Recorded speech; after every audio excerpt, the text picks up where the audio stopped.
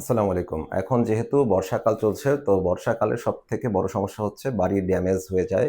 ছাদে পানি জমে থাকে বা ছাদ ড্যাম অবস্থায় থাকে। এসব নিয়ে বাড়িওয়ালারা অত্যন্ত চিন্তিত থাকেন।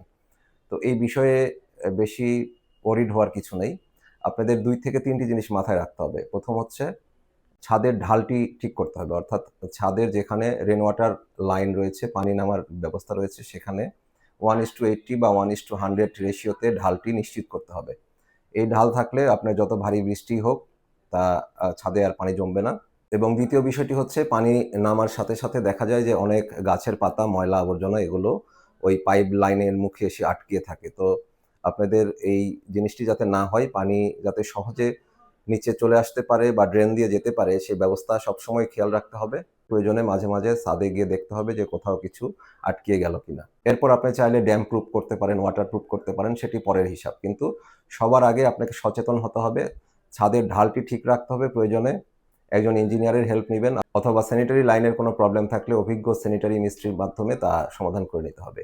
এটিই হচ্ছে ১ম কাজ এবং সবচেয়ে গুরুত্বপূর্ণ কাজ। ধন্যবাদ।